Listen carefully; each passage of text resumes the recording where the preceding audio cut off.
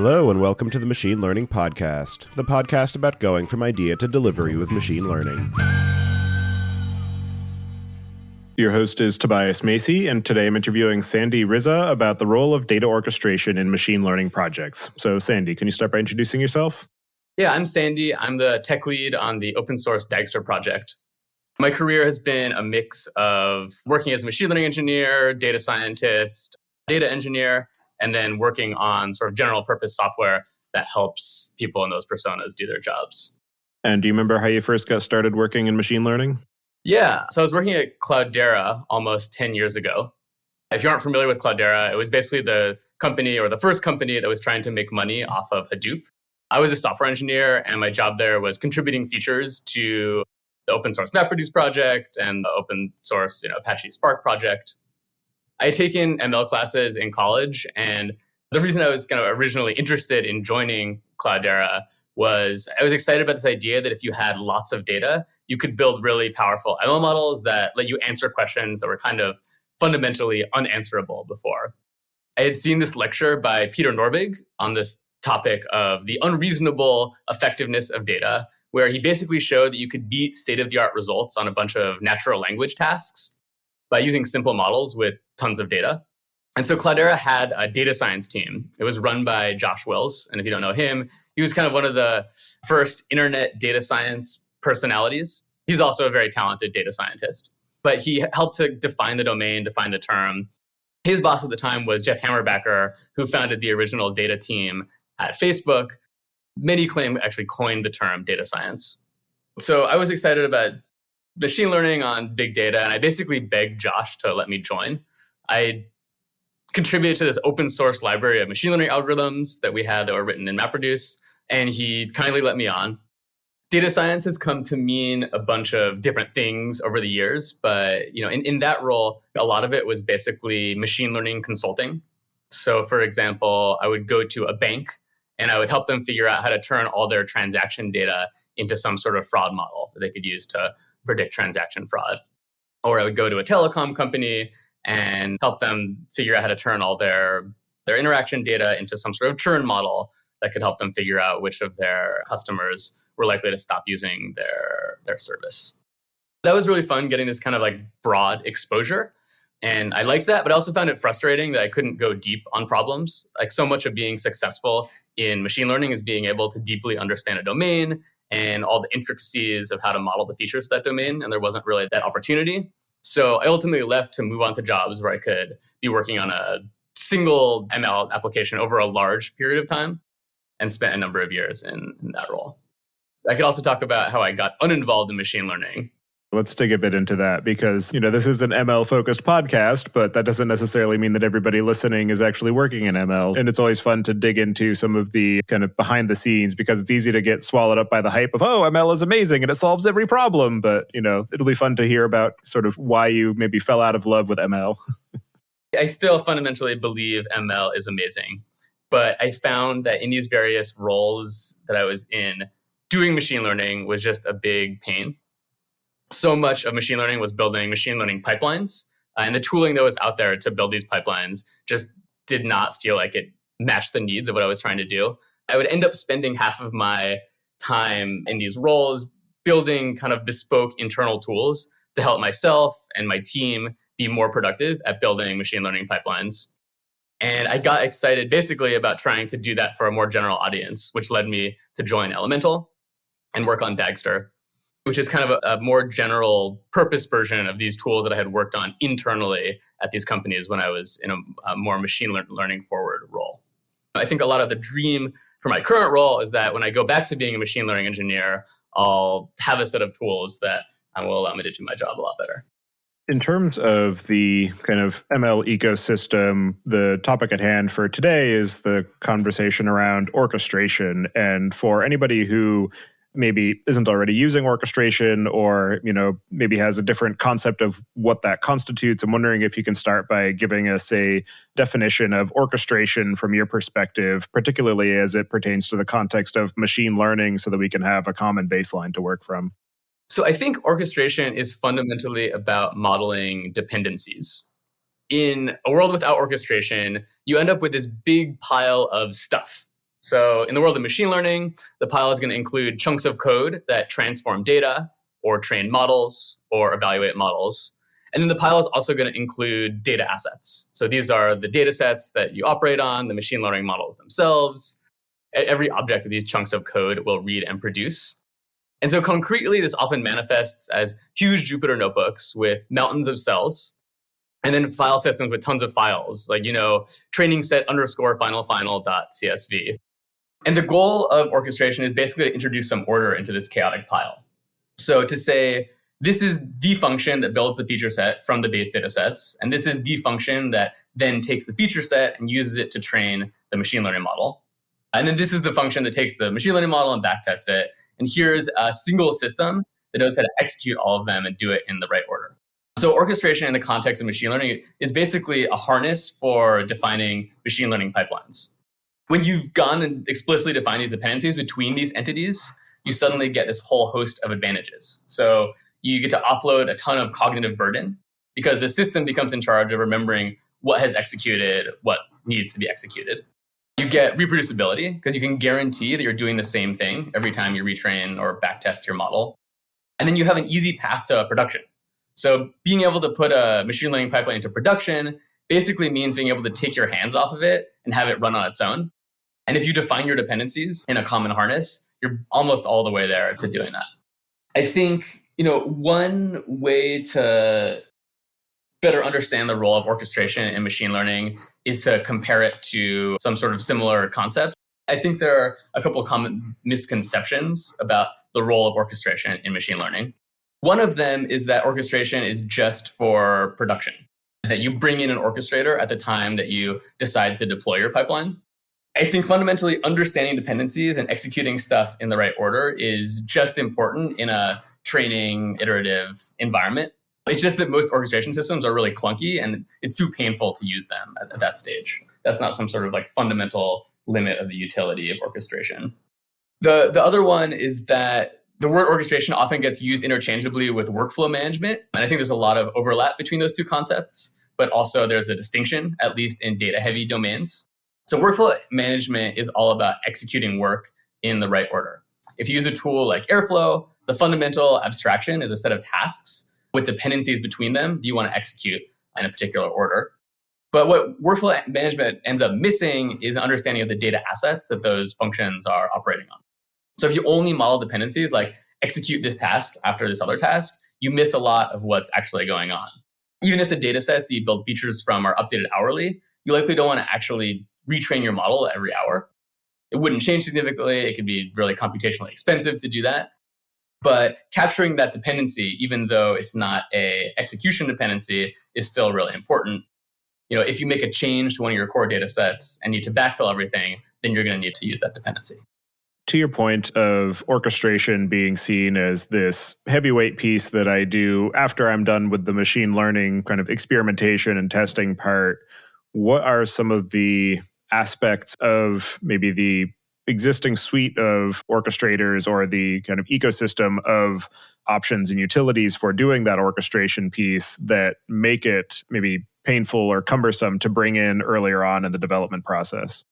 I think in development, you basically want the experience to be as lightweight as possible. I think for most machine learning engineers, that means working in a native Python environment, defining functions or executing cells within a notebook. If you look at a lot of existing orchestrators, they're heavyweight in a couple of ways. One is that they require you to run sort of like long-running services in order to do their job. So if you're using Airflow, you have to run a scheduler process, you have to provision a Postgres database. You end up in this world where you're running multiple Docker containers just on your local machine to be able to do a simple training or data transformation step. Another one is the ability to separate the way you do things in local development from the way you do things in production.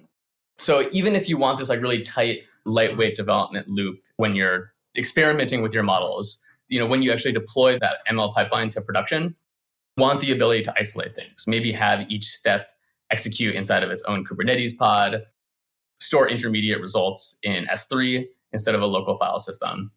So you need a system with the right abstractions that allows you to do the lightweight thing, at the time when you need the lightweight thing, and then do the heavyweight thing at the time that you need the heavyweight thing. And of course, this is a big lead up and has informed a lot of the design choices that we've made when building Dagster.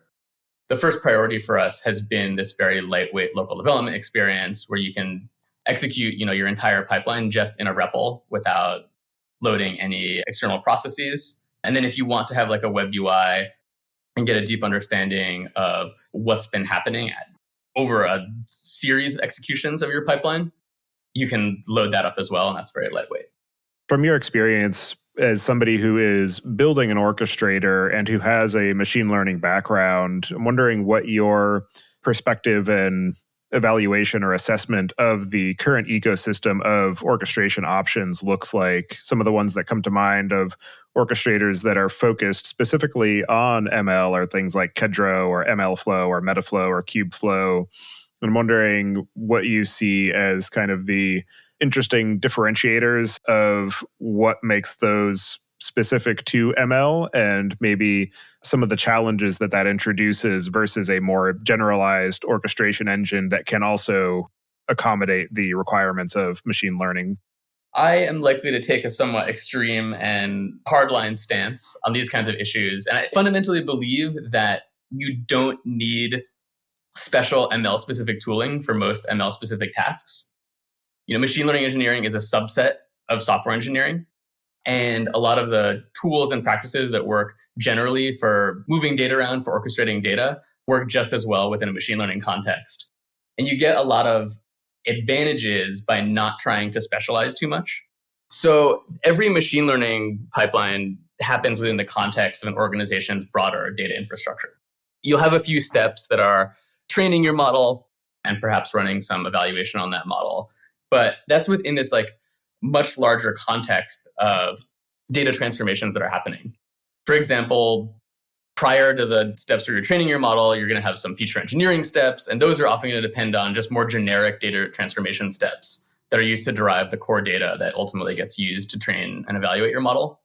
And then after you've actually trained your model, often there's a whole other set of steps that are required to understand the ultimate impact that it'll have on your business. So for example, if you're building a model whose job is to figure out what loans to give out, often a new version of that model, you can take that and infer some rough revenue impact on your business. Like, how much will this change the set of loans that we give out? How much will we improve our ability to determine what's a good loan to give? And what's the dollar amount of that?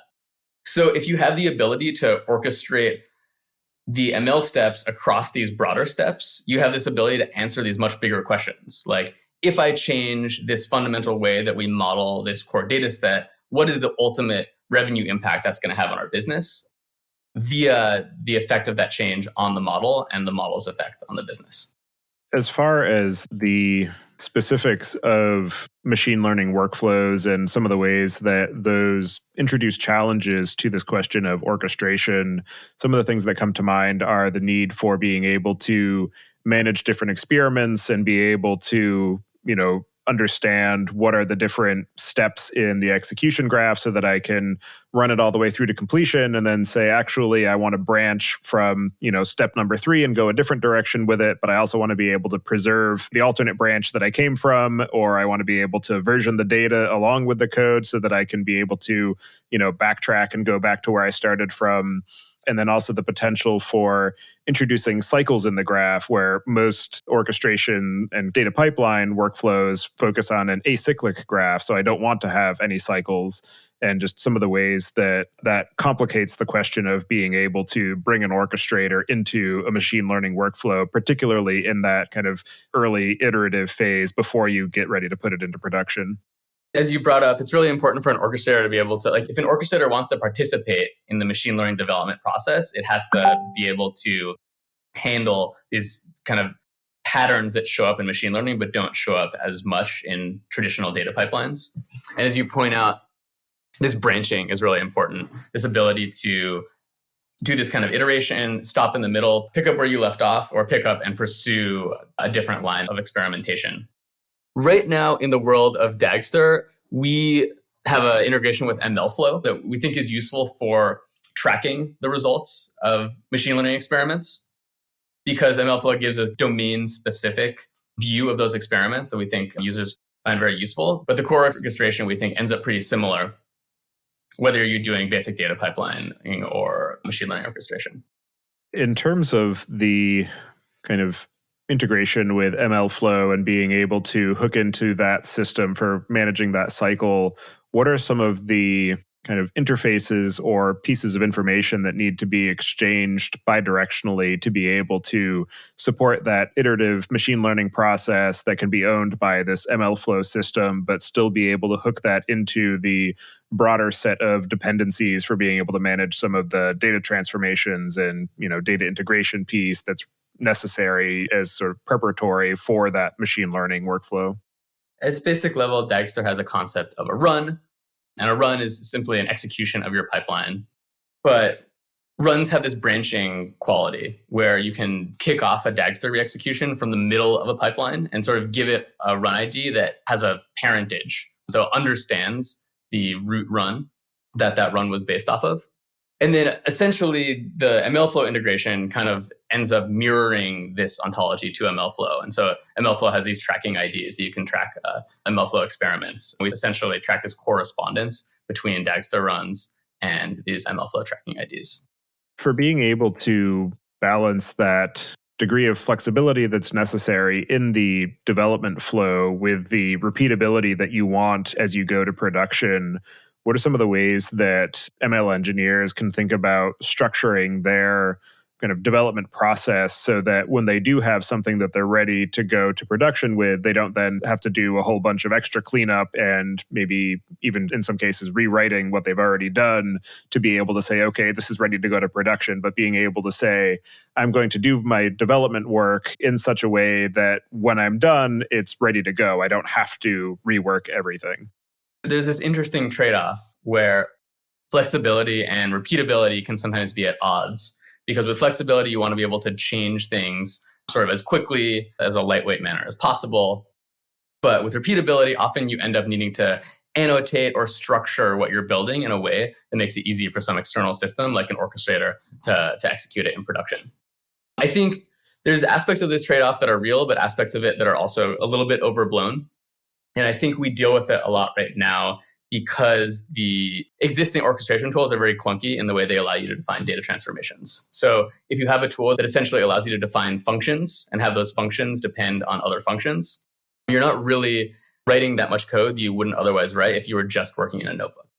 I don't want to come out and say that you should use an orchestrator instead of a notebook. I think often being able to have the super lightweight flexibility that a notebook gives you is really important, especially during exploratory data analysis. It was actually interesting. I was recently talking to a friend who is a scientist who was telling me that he sees notebooks as clunky. And he's familiar with the RStudio-based approach, where he basically just selects a bunch of code and runs that code. And the idea that notebooks impose this constrained notion that you have to put some of that code inside of a cell is difficult. So I definitely don't want to come out and claim that you should be doing everything inside Dagster instead of doing exploratory data analysis.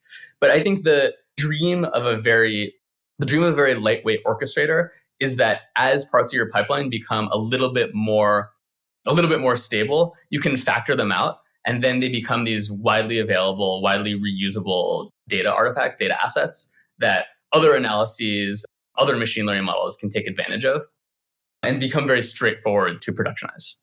In that terminology of data assets, which I know is something that the Dagster project is very focused on supporting as a first-class concern, what are some of the elements of a machine learning workflow that would constitute those various assets? Obviously, the model would be one of them, but I'm wondering what are some of the useful ways that you have found to think about this asset-oriented view of the orchestration flow as it pertains to a machine learning development project? So first of all, to make sure I'm being clear when I talk about what an asset is, ultimately it's some persistent object produced by your data pipeline that lives inside your data platform that captures some understanding of the world. Our original impulse was to call this a table, but then we realized that there's all these other maybe machine learning models separately. We realized that ultimately they fall under this common umbrella, and systems that try to model these concepts separately lose a lot of the ability to consider them interchangeably. So an asset is a machine learning model, a data set, maybe even a report or some sort of visualization. In the world of machine learning and especially training machine learning models, there's common data assets that come up. So as you mentioned, Tobias, there's the model itself.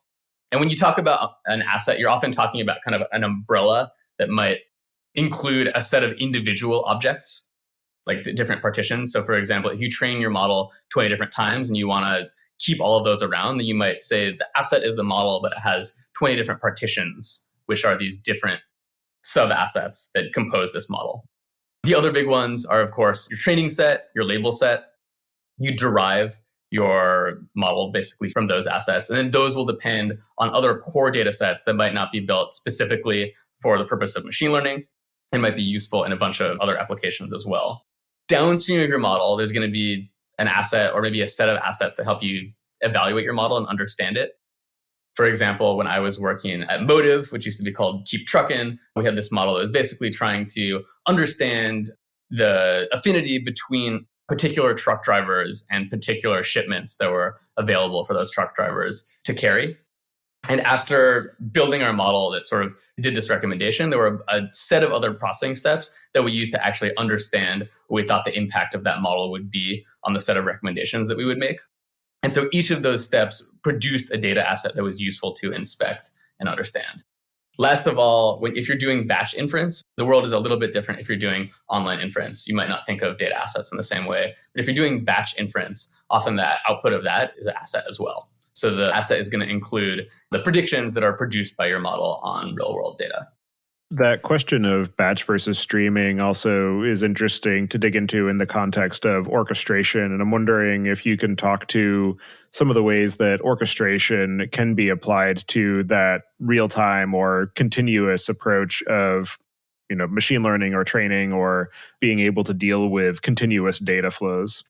I really loved Tyler Akadow was or perhaps one of the tech leads on Millwheel at Google streaming system, has this really great blog post where he talks about different ways of understanding streaming.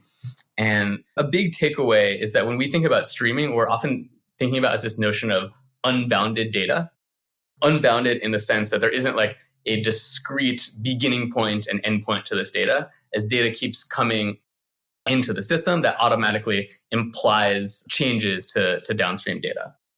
From what I've seen, at least in training pipelines, it's very rare that you actually need any sort of real-time latency in the training pipeline, but you do need to operate with this concept of unbounded data. So you need to fundamentally structure your system and your machine learning pipeline in a way that acknowledges that data is going to keep coming in, and think of it as a stream instead of a fixed set.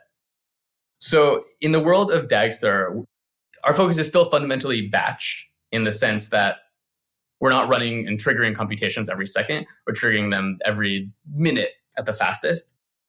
But as we do that, we are thinking about those computations as contributing to one sort of long data set instead of individual separate chunks. In terms of the Dagster project itself, I know that the original focus was targeted at the data engineering use case, but the design of the system also brought kind of data science and machine learning workflows in as first-class concerns.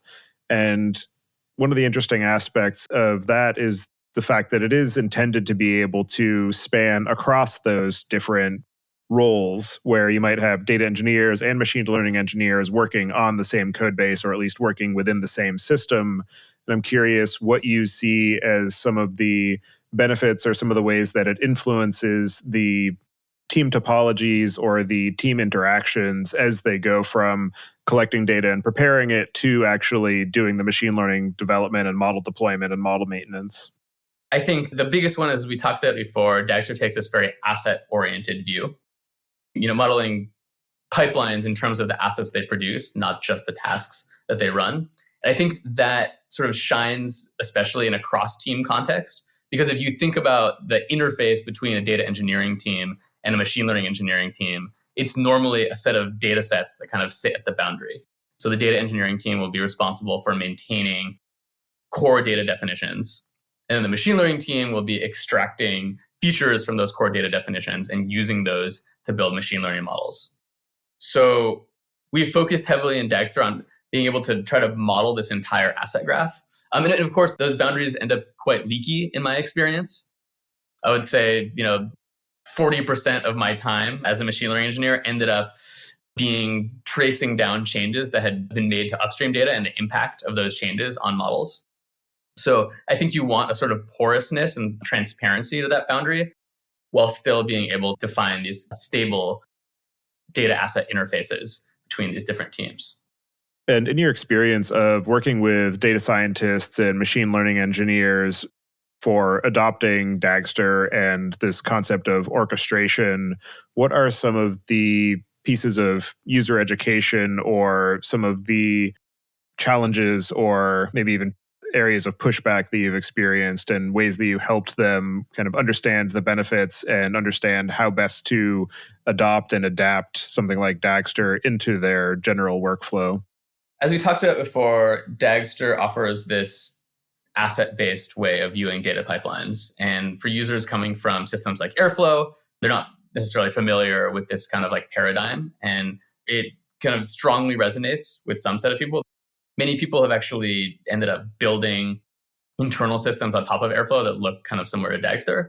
But to other people, it can be very foreign. To other people, it can be very foreign. We don't expect everyone who uses Dagster to sort of immediately buy into the asset model. So our set of asset abstractions is built on top of a more general purpose set of abstractions that we call ops and graphs, which allow you to model computations in a similar way to systems like Airflow that focus on tasks. So we've seen that when people sort of get into the asset way of looking at the world, they tend to catch on pretty quickly. One of the biggest points of friction that we're working to sand down right now is situations when you have very dynamic assets. So for example, if you have a asset that is partitioned, but you don't know the partitions ahead of time. So maybe it represents some sort of data set that's composed of a bunch of different files that come into Dagster, but you don't yet know about what the names of those files are going to be. It's not necessarily a file per hour or a file per day. That's something where users coming to Dagster and trying to use its asset layer have struggled a little bit, and we're focused right now on sanding that down and making it more flexible in that way. Given the fact that you have a background in machine learning and data science, and you're now part of a team that is building an orchestrator, I'm wondering what are some of the elements of your experience that you're bringing to be able to feed into the overall design and product direction of Dagster so that it is a more natural and easier adoption phase for people who are coming from similar backgrounds or working in machine learning and data science? I think one of the areas that my perspective comes in the most is basically kind of a impatience and unwillingness to deal with boilerplate. So if you look at software systems that are designed primarily for traditional software engineers, you see this a little bit if you sort of compare the like standard Java way of writing an API versus the standard Python way of writing an API. In Java, it's just a lot more verbose. There's a lot more classes that fit together. As someone who's been in this situation of wanting to really quickly be able to tweak my code and try something new in an exploratory, experimental context, having the sheer number of characters be small, it sounds like a bit of a silly thing or a vanity metric, but like the amount of typing that you need to do to try out a new change is really important. So I'm constantly pushing during Dagster development just to make the APIs as streamlined, as ergonomic as possible, because I know I'm going to, in a machine learning context, going to have to be typing the same things over and over and over again as I try out new ideas when I'm experimenting with a model. The other thing is outside of the action of purely typing characters onto a keyboard, there are these other elements that influence how smooth and ergonomic the local development and model experimentation process feels. Fundamentally, when you're experimenting with model, you'll make changes to code or make changes to source data, and you'll likely want to re-execute stuff, but not everything. So maybe you have your large machine learning pipeline graph and you change one thing and you only want to re-execute the things that are downstream of that. So much of machine learning development is waiting for features to be recomputed or waiting for an expensive model process to finish training. And so, I have felt that pain very acutely, and I want to wait as little as possible. I'm also maybe just a fundamentally impatient person. There's a feature set that we've started on and that I'm excited about expanding inside Dagster is memoization capabilities that make it so that you don't have to recompute any part of your asset graph that wouldn't be changed by the most recent changes that you've. As you said, waiting for things is kind of the hallmark of really anybody who works in software. You have to wait for things to download and install. You have to wait for things to upload and deploy. Then you have to wait for the model to train. Progress bars make up a significant portion of our life. And machine learning in particular, as you said, can have very long and expensive cycles where you need to be able to run a model against a GPU cluster to be able to get the throughput that you need so that it takes a day instead of a week. Sometimes those can be difficult to either reserve time on, or you have to coordinate with other people for being able to make sure that you're not all trying to jump on the same box that has the specific hardware that you need. And I'm curious if there are any aspects of Dagster that can help with some of that resource management piece of being able to say, okay, these 3 jobs all need to be able to execute on this GPU cluster. And I know from previous executions that they're all going to take roughly 3 hours to complete. And is there any way for people to be able to say, I want this done by X time? And so you can then intelligently say, okay, I'm going to sequence them this way so that everybody's job gets done by the time that they need it. Right. So yeah, first of all, I wanted to agree with what you said, that machine learning is unique in this way that the progress bar is often a long progress bar. Not only that, as a traditional software engineer, you often know what you want your program to look like at the beginning. And if you're able to just write it bug-free, then you'd have to only test it once. Whereas in machine learning engineering and machine learning in general, experimentation and trying stuff out is the norm. So you expect that you're going to have to rerun your program a bunch of times, and having that be a really ergonomic process ends up being really important. Particular question about scheduling and resource management. So right now, Dagster has kind of fairly basic scheduling primitives. Like you can put things in queues, make it so that different jobs aren't going to try to execute at the same time, and make it all orderly. But what we're really excited about is some functionality that we're working on that's going to be released likely in our next major release, which actually allows you to do more intelligent scheduling. The idea there is that often you have a better understanding of when you need the result by than when you actually care about something running. And if you're able to express that to the system, essentially as an SLA, where we call it a freshness policy, the system can actually be intelligent about when things run. Try to avoid running things multiple times. It would only need to be run once if you have some sort of shared data asset that a couple different pipelines take advantage of. I think the longer term vision for this, which I'm pretty excited about, is actually being able to use historical data on how long things have been taking to inform these scheduling decisions.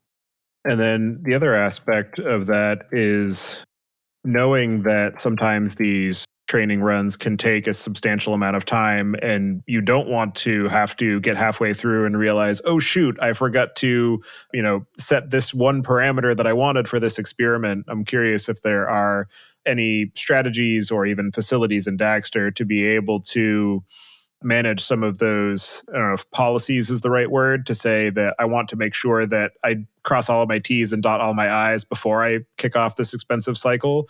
And so being able to do some of those kind of safety checks before you get halfway down the road and then waste, an entire day of training before you realize that you didn't do the thing you wanted to do. In general, it's obviously very tough to catch. Mistakes are very smart and we are very dumb as humans. I think there's a lot that you can do to catch some of the most basic ones. So a couple of things that Dagster does. Dagster has a config system. And so what that means is often when you're launching a machine learning pipeline, you have a set of hyperparameters that end up as input to that training process. You'll supply those as configuration. Dagster can verify those and make sure you're supplying what the pipeline expects. And then it has the ability to run checks, arbitrary checks that you specify on inputs to make sure that they are basically sane, so that you're not training your, enormous neural net on the data set with 2 billion nulls. In your experience of working both as a machine learning engineer and data scientist and on an orchestration engine and helping both data engineers and ML engineers adopt this workflow, what are some of the most interesting or innovative or unexpected ways that you have seen this challenge or this requirement of orchestration addressed in teams, particularly who are maybe adopting a more purpose-built system where previously they were, doing some kind of homegrown ad hoc approach? I think some of the coolest ways that I've seen machine learning practitioners use Dagster is get pretty fancy with the way they do memoization and avoid recomputation. We've seen some people implement strategies where they'll, let's say, take a hash of their source code, and if that source code changes or if hyperparameters change, they'll use Dagster features that offer a primitive version of this, but they'll go much farther that allow you to avoid recomputing things that don't need to be recomputed. I think another set of things we've seen is how people use Dagster alongside notebooks. There's a bunch of different ways to use notebooks in the context of machine learning pipelines. One philosophy is basically that you use your notebook for exploratory data analysis, but you slowly move everything out of it into your data pipeline as it hardens. Another philosophy is you just leave the notebook full and execute that notebook as a step in your data pipeline. And so a lot of users have pushed us for this integration with Papermill that allows you to essentially parameterize a notebook and execute as one of the steps in your data pipeline, so you can keep your logic inside the notebook and make it really easy to re-execute in an exploratory context. In your own work of operating in this space, what are some of the most interesting or unexpected or challenging lessons that you've learned about the overall orchestration challenge in machine learning workflows? I think the biggest one is that people want to do everything. So as I mentioned earlier, at Clover Health and at Keep Truckin', I was working on these bespoke systems, internal systems that allowed us to structure our machine learning pipelines. And I was able to impose a lot of constraints and say, if you want to do something, you have to do it this way. But once you're building a system for a, full general audience, many people who, have needs that you can never even dream of, you can't be this constrained. And there's this fine line of building something that is opinionated, but not too constrictive. I think it ultimately ends up coming down to building the right escape hatch. So for example, we're having this very opinionated, asset-oriented framework, but allowing people to descend into this more general purpose orchestrator and do things that are imperative, that have side effects when they need to, and not totally breaking the model when that happens. I think we talked about this a little bit before, is that there's so much in common between machine learning orchestration and general data orchestration. I think, we often have conversations internally about what do we build to make Dagster more attractive to machine learning engineers. For example, when we think about the modern data stack or analytics engineer persona, we've put a lot of effort into building integrations with dbt and Airbyte and these elements of this whole other stack. So we're like, what's the analog of that for machine learning? And we actually often struggle to figure out what it's missing, because in a way, the kind of traditional data orchestration set of needs overlap so much with machine learning orchestration set of needs. As we talked about, of course, there's this flexibility, this experimentation, this ability to do these branched workflows that you talked about before and model some degree of cycles, at least in the human workflow of dealing with machine learning graphs. But it's kind of surprising how much there is in common.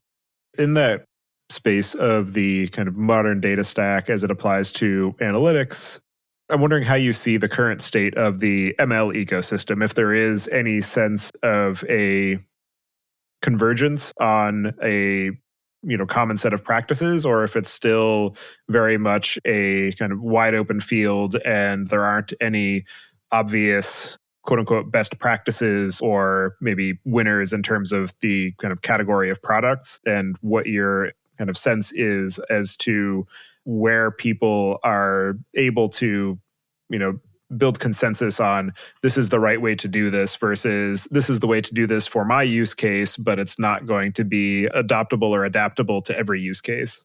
Great question.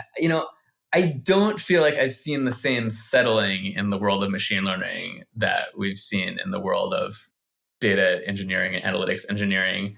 I think, It might be because fundamentally the compute paradigms have not yet settled down. Like if you look at the way people are transforming data in kind of a standard BI pipeline, they're using SQL, and that's a language that has existed since the dawn of man.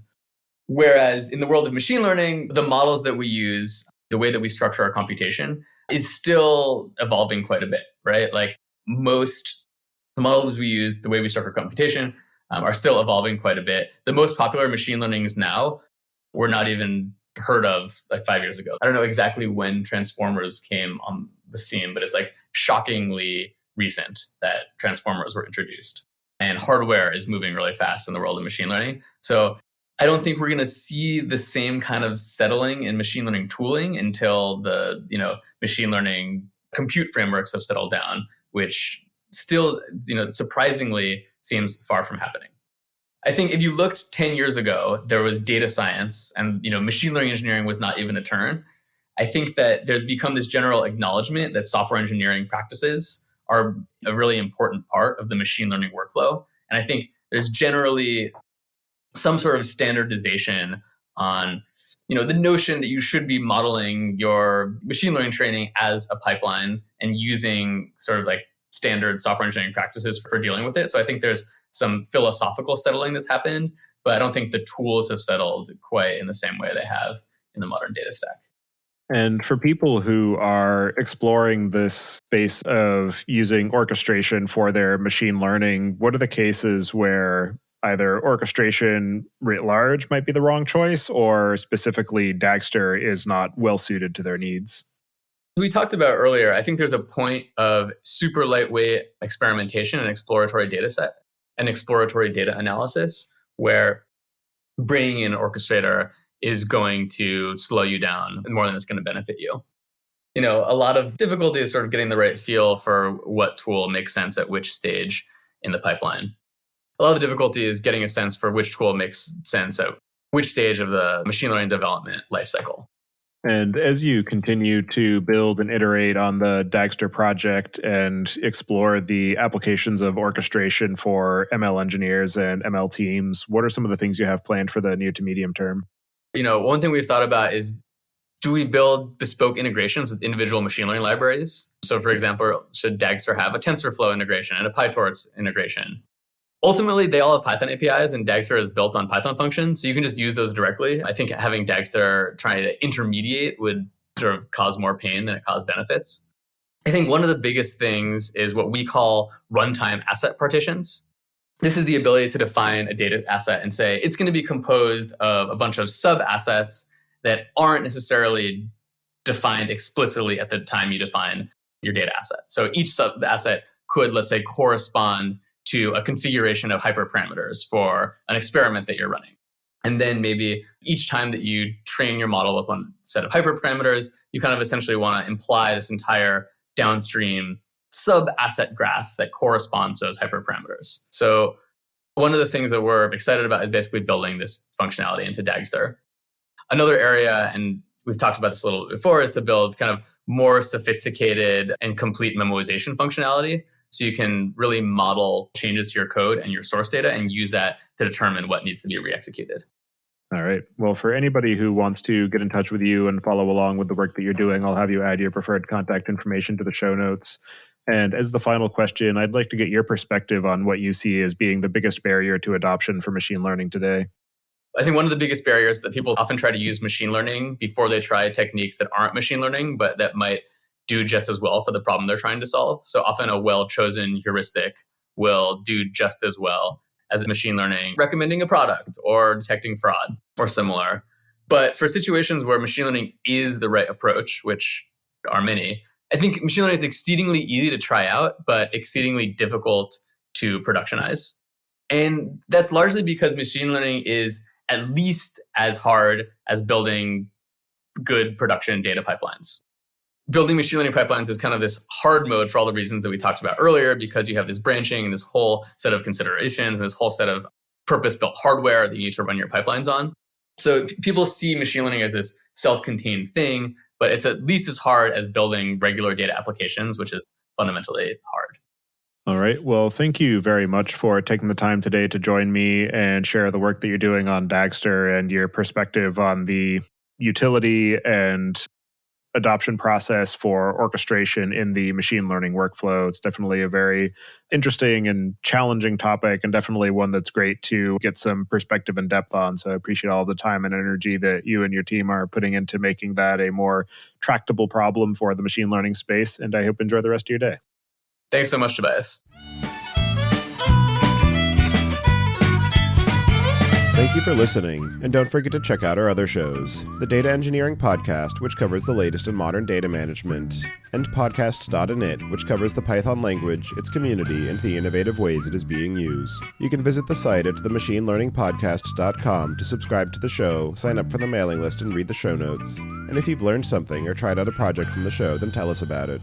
Email hosts at themachinelearningpodcast.com with your story. To help other people find the show, please leave a review on Apple Podcasts and tell your friends and coworkers.